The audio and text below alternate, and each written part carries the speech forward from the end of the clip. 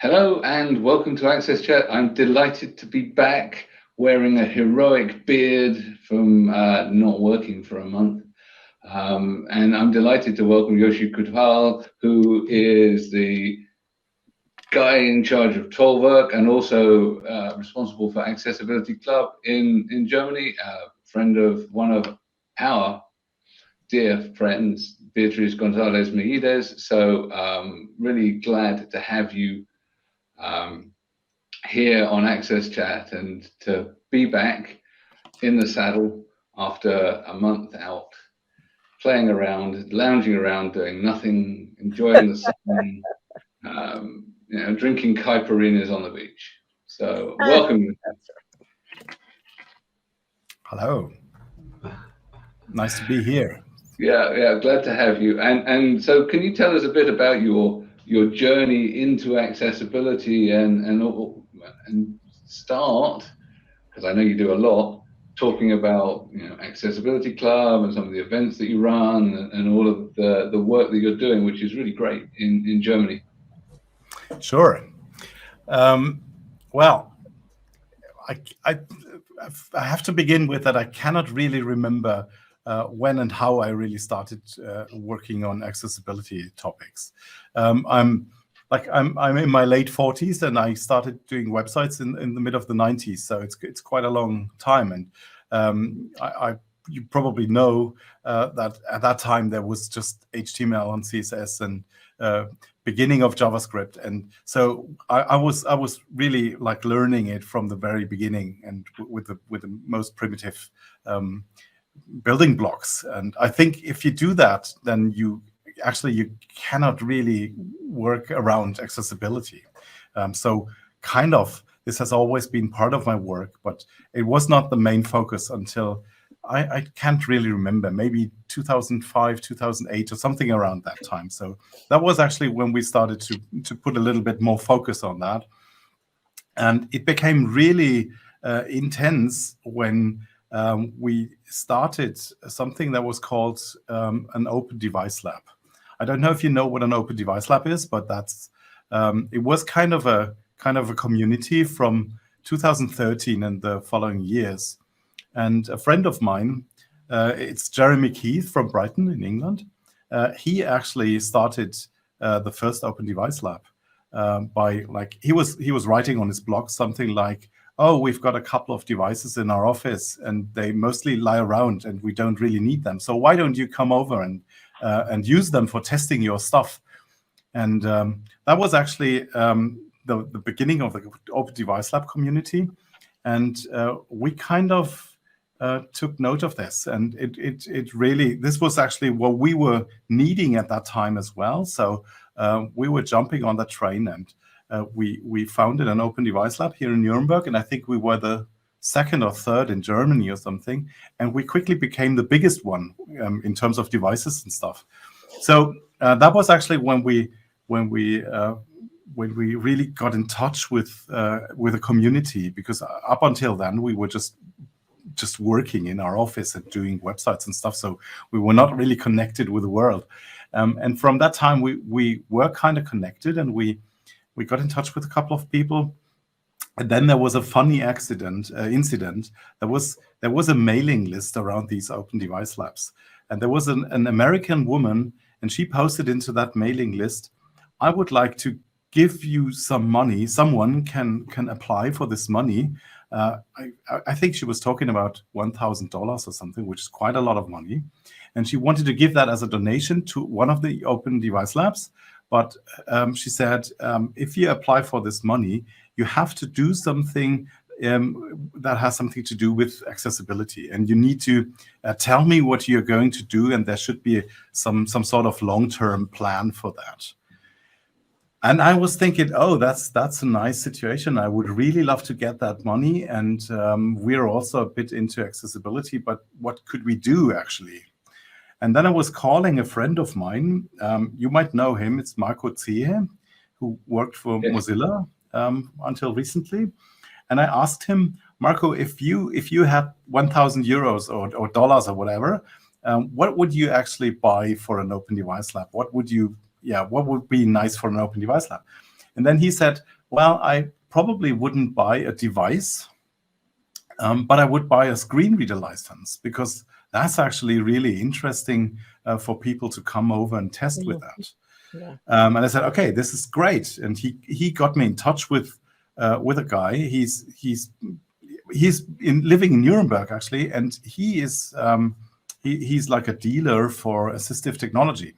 So he actually gave us, or we got a developer's license for JAWS, actually. So that was the beginning of of the official part of accessibility work we did.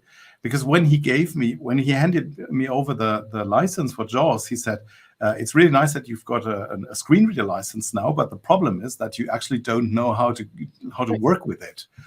So you need some sort of training, because if there are people coming to your office, to your open device lab, and want to test with a screen reader, you can't really explain what to do. So you should get training with that. And that was actually the beginning of the Accessibility Club, because I thought he was so right. And then I just had the idea, okay, I could gather a couple of like web designers, web developers, and just lock them in one room with him and his screen reader, and he could just show his screen reader. And that's what we did. We were like, I think 9 or 10 people. There are the photos on the Flickr I just sent you, actually. It was in 2014, and we met at the local co-working space, really small group. And like the guy was showing his screen reader, and we actually planned to do this for 1 hour or 2 hours. In the end, they threw us out at like after 4 hours, and we saw that there are so many things we could do, actually. And so that was actually when the Accessibility Club started. That was the first meetup. Wow. And over the years, it got bigger and bigger after that. So we did a couple of smaller events here in Nuremberg. Then we went to Berlin. Then we had, in the end, in 2018, we had a big conference there. And in 2019, we had a 2-day summit with conference and workshops and stuff. So it kind of grew over the years. And then came the pandemic, obviously. We'll see what's going to happen next. So that was actually my path into the accessibility work. And I think around 5 years ago or something, we decided to go all in with my agency. So that was when we started, we made a new website, and we wrote there that we're just doing accessibility stuff and not doing anything else any longer, which is not really true, because obviously we still have got a background with all sorts of web topics, but that's like the main theme in the meantime. So we don't really talk about the other stuff any longer. So Joschi, welcome to the program. And I think you brought up such an important point about your accessibility club, because I remember one time I was training a client, a large healthcare client, and I brought in a gentleman that worked for me at the time, and his nickname was Mr. Jaws, because he was so good at the screen reader. He was so good that you sort of didn't want him only to test with accessibility, because he knew so many workarounds that a novice user would not know, that you would have false negatives, false positives. But I remember something happened and something went wrong with the screens. Something went wrong with the computer. So we called in during the class. We had a full class. We called in the IT guy, and he came in and he took one look at the computer without a screen and was like, I have no idea how to do this. And then they worked together, and the class watched.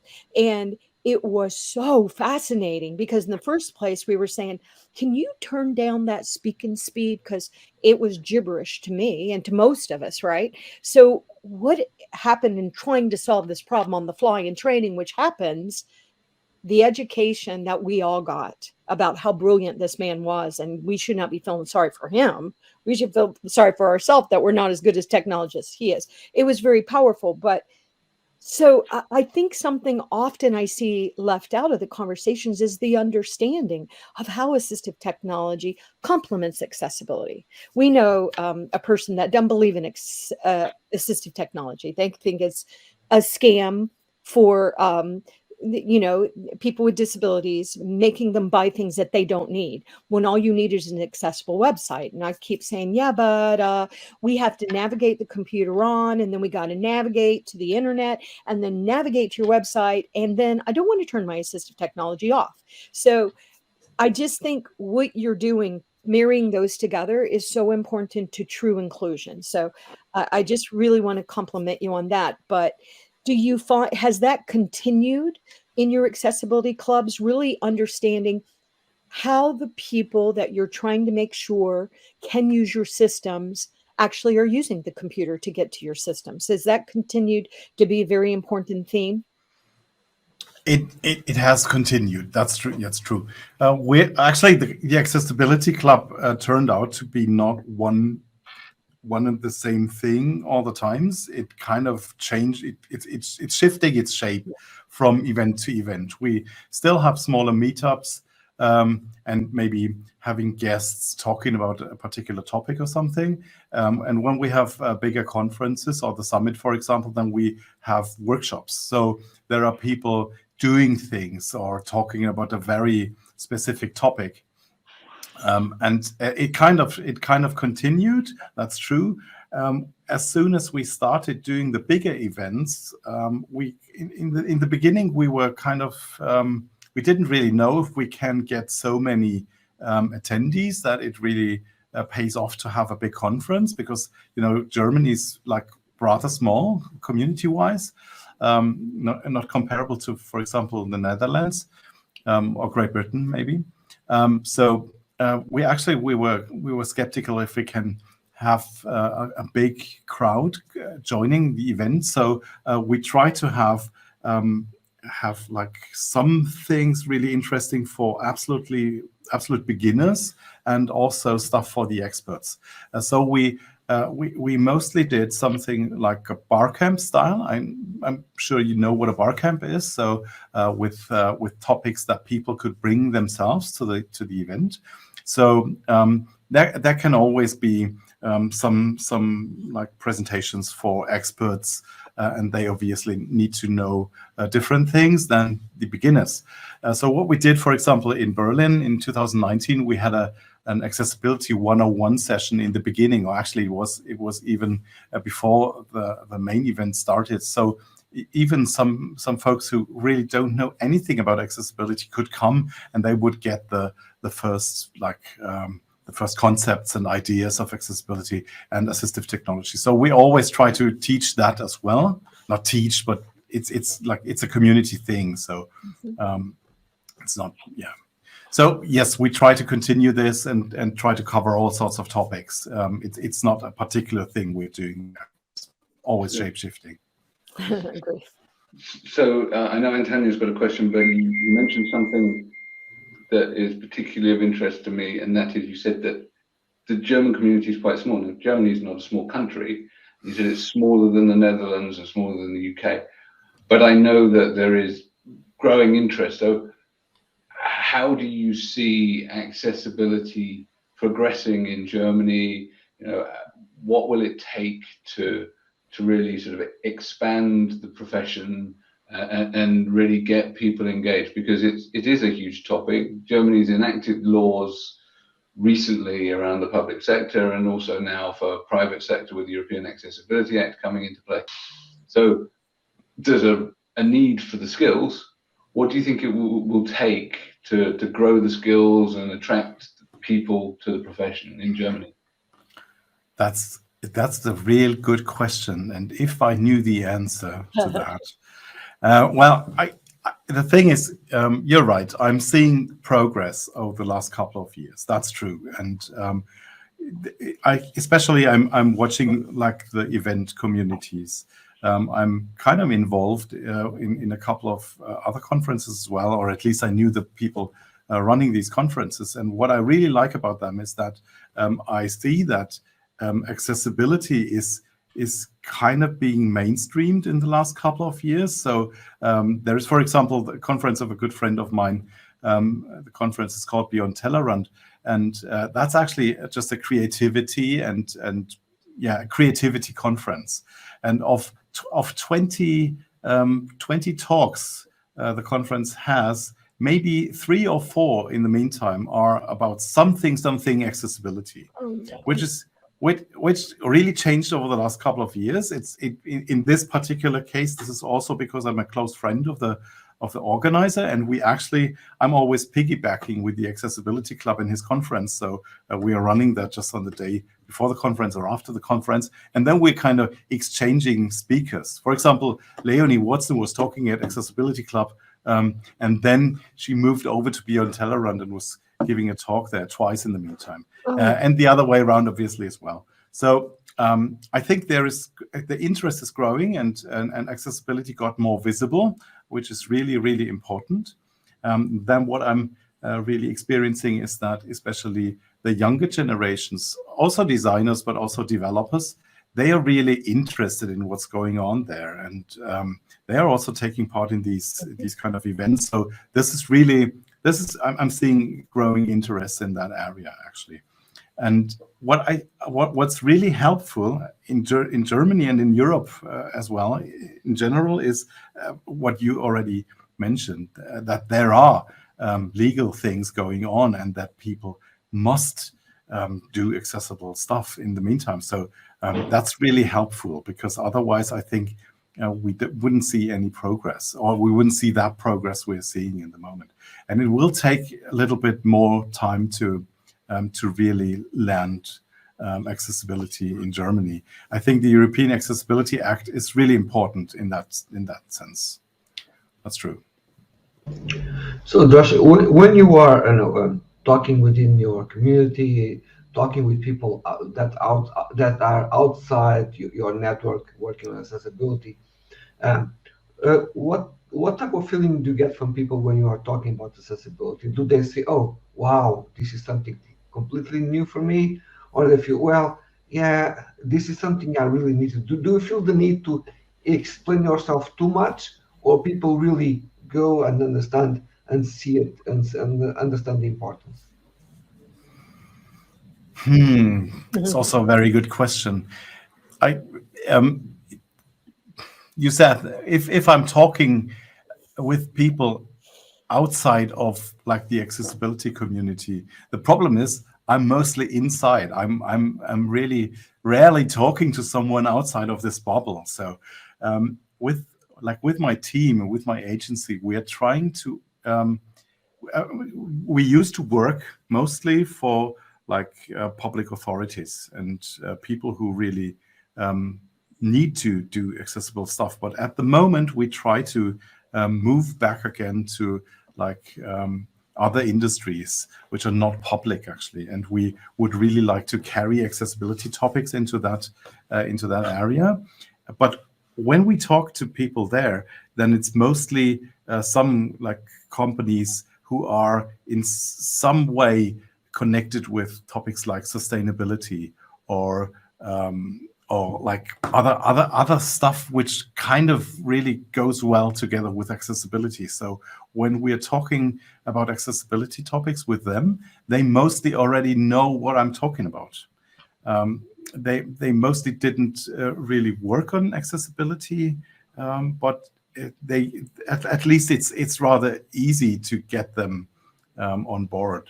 And I think the majority of industries probably still has no idea what accessibility is, and I think there is a lot of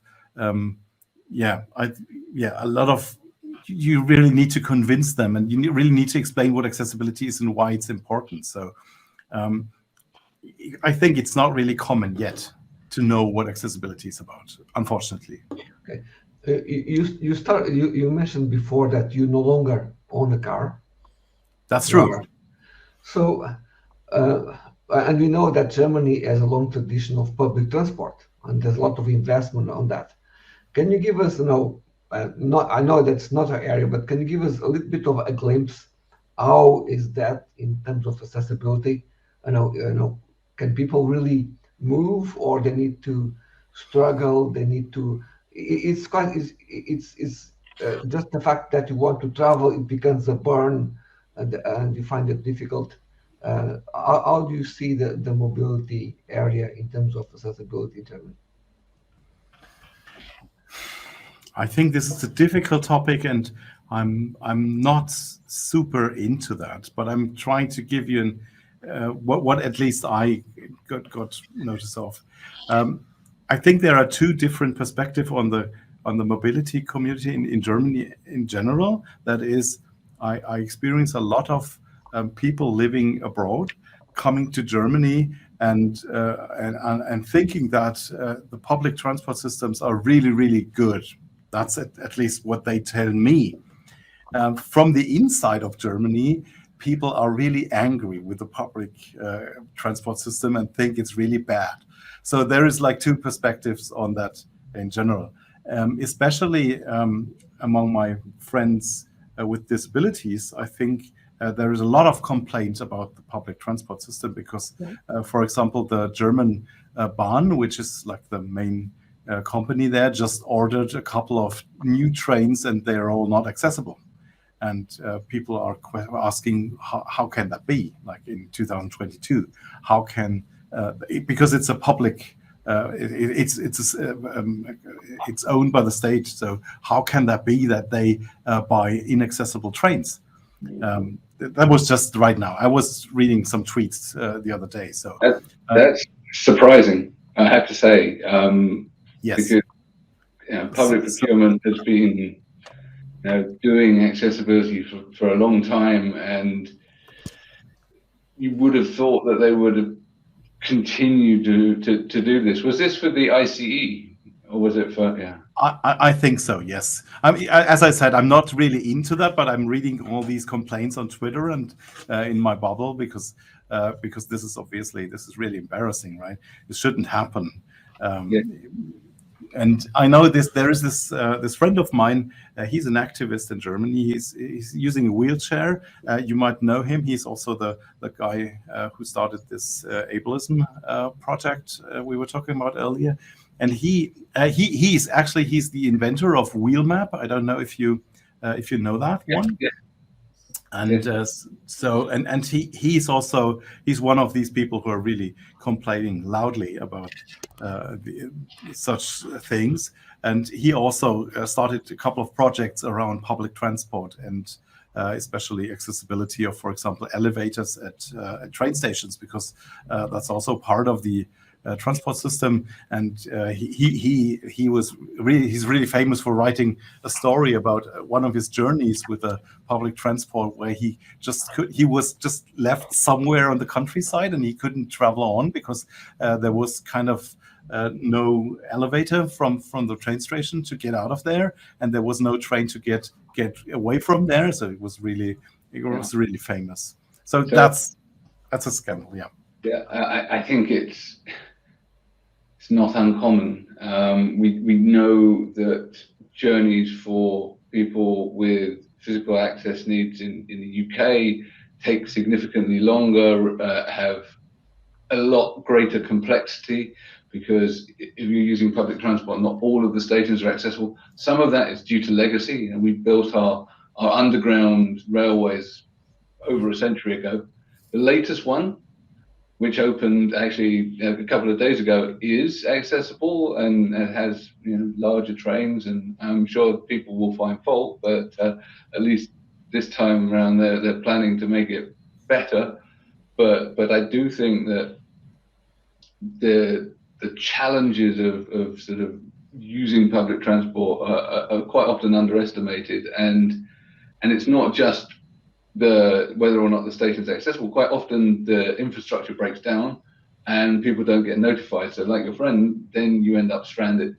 So there's a whole bunch of work that can be done with smart cities and in that kind of technology space, where just by provision of better information, you can provide a better quality of service. Now, I know Deborah had a different question. So. Well, no, I totally agree with what you're saying. And I was just going to pick up on the topic that Joschi was talking about ableism, because I know besides doing the Accessibility Club, your team is, I'm looking at my notes to say it right, your team has been involved in Ability Watch and also the hashtag ableism killing, which is a scary hashtag. But I was just wondering if, because I have heard of this gentleman in Germany and he's doing amazing things. And so we'd love to have him on the show, Josie. You should introduce us to him. But, the other part that you're doing is, well, it's sort of like you said, when you were doing it, you thought maybe you'd get like 2 or 3.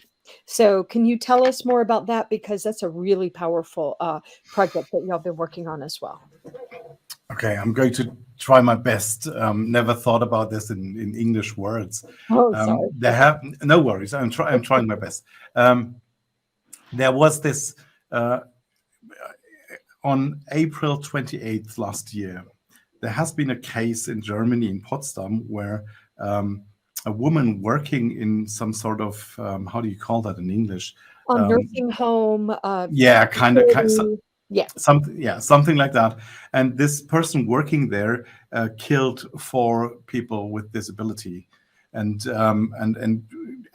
really seriously injured a 5th one. And this was like it got in the media, and there was like a lot of people were really, and it kind of disappeared from the media rather quickly. Oh. And so my friend Raul, he and obviously not him alone, but there's a couple of people around him, all the people from Ability Watch, which is like they are a couple of people complaining about stuff like that. They wanted to do something about this, and they wanted to make it visible that there is a real problem, and it's not like one case. There are probably more cases, and it's going for lots of years already. And this is kind of a systemic problem. And he wanted to do something because he's a political activist, and he wanted to do something about this and wanted to make it visible. So he found like a couple of other people, and then he called me and asked me if I would support them, or if we would support them with a website to make this visible. And I said, yes, sure, because this is an important topic, and I must admit, I'm not too much into that ableism stuff. At least I was not at that point. But I said, obviously, I will support this because it's an important project. We do some pro bono projects once in a while if we can afford. So that was something, because there was no money in that. So right. We just said, we're going to support this. It's going to be a quick and easy website. And Raul was kind of thinking aloud, and he was like, maybe we should do something like a single pager, and we could like collect 3 or 5 cases, maybe. Not sure how many we will find. And it doesn't have to be rocket science, but it should look quite okayish, so that I can go and be loud about that, and go to the politicians and stuff like that. So I said I'm going to support him, and then we started working on that, and it quickly, there grew a big team of people, and there were people from all over Germany and even abroad starting to do some research on these cases. And it grew and grew, and then there was a project manager, and there was a couple of people doing this research, and they found so many cases. They found hundreds of cases over the last 20, 30 years. And it was really, in the end, we were a team of almost 40 people, I think. Obviously, a couple of my colleagues here at Tollwerk helped building the website, but still we were like 3 or 4 people, or 40 or something. We even had, in this team, there were even coaches for the people doing the research, because it was so depressing to do the research on that. So we actually wanted to launch this in September, and then it got November, and then it was end of the year. And finally, because the project grew bigger and bigger, and it took so much time. And in the end, we launched it at the 1-year anniversary of that case in Potsdam back in 2021. And actually, I think next week will be the first team meeting after the launch, and we will get feedback about what was the feedback on the whole project, because obviously I'm going to see all the public media stuff about it, but I didn't really hear about what was the personal feedback. we got so far. So this is going to be interesting, and I know that there's going to happen a lot more in that. I think it was a success, like the project was a success. Obviously, it's a very depressing topic. Right, but it's an important topic that we need to talk about. And True. I love the website. You did a fabulous job. Very easy Thank to you. navigate. The topic's really hard, but I think, just because a topic is chilling to go into doesn't mean we don't go in and explore it. And I know here in the States, every single one of our states has a disability center that you can report abuse to. Here in Virginia, for example, we have the Disability Law Center. They get so many complaints. And I have a daughter, Joschi, that is 35 years old with Down syndrome. And she actually was in a supported apartment living situation during part of the pandemic and before that. And some really unfortunate bad things came down. She now is back at home with me where she's safe. And the group that was working with her actually they did an investigation internally and found that this is what they said. They had violated her civil rights. And I'll be honest with you, it was accidental. They did not mean to do it, but still my daughter suffered the consequences. And to date, even though she's now been home with me for over a year because she came home last May. Now, of course, my husband and her father died in the middle of this, and that didn't help. But she will not sleep with the lights off. She was so traumatized by what happened to her. And that I didn't like that. But it's so important that we do talk about these things. They cannot be hidden in the darkness. But I would also wonder if you're getting funding now, because this work should continue. And what would be wonderful is what we're supposed to do here in the States. When they get these complaints, they're supposed to investigate it. But there are sadly so many complaints, they can only investigate the worst, the most grievous ones. And that's really very sad as well. Go ahead, Joschi. You asked about the funding, and I'm pretty sure there will be funding. Good. Part of the problem is that that's a crazy situation. This is what we were talking about earlier before we launched that project. Part of the funding now comes from the organizations who actually run the nursing homes and stuff, because not just to I mean, because they have actually they as you said, it's something happens and it's probably accidental. In general, they want to do good stuff, and they really want to eliminate this problem as well. But so it's kind of a difficult situation for them, because they don't want these cases to happen, obviously, right? Because they're charity organizations and stuff. It's kind of difficult, and there will definitely be funding. At least this is what I expect, because this is the part of the project that's not actually my part. We just did the website, kind of. Right. I'm not the political activist in that case. Right. So I think some corporate brands. You have some powerful German corporate brands that are working on accessibility, including us. And so I'd love to see some of the corporate brands step in and help too. But I think that's such a good point that you brought up, that sort of the nursing homes, we call them here assistive living, memory care. But I also wanted to just note, because as you were talking, I thought of this, and then I'm going to pass it back to Neil. But my mother, who is now deceased as well, but my mother went into a nursing home, and she had gotten really sick because she fell and everything. But she went in the nursing home, and like a week later, and I was in Virginia, she was in Florida. They called me, told me she was in the emergency room. Something had gone on with her heart. And I was so shocked, because that was not what was wrong, but we rushed in my mom was very ill. She almost died. At the last minute, they figured something out. Her lungs were filling up with water, and the doctor found an antibiotic that stopped it. Well, what wound up happening after it was all said and done was the nursing home didn't know what had happened to my mother, but did not tell us, even though it would have saved her life, even though luckily the doctor. So they had Legionnaire's disease, because the apartments had sat so long for years and they'd forgot to run the water, and they had Legionnaire's disease in these nursing homes, and they knew it. some other residents had gotten it, almost killed my mother, did kill a few women. And so we sued him because, we are the United States. And I think people should be sued when they do stuff like that. They hid it. So that I have no patience with. If it's an accident, let's work together. Let's improve processes. But I just wanted to say that one comment too. And Neil, I know you want to make a comment. And Joshi, let me turn it over to you if you want to comment too.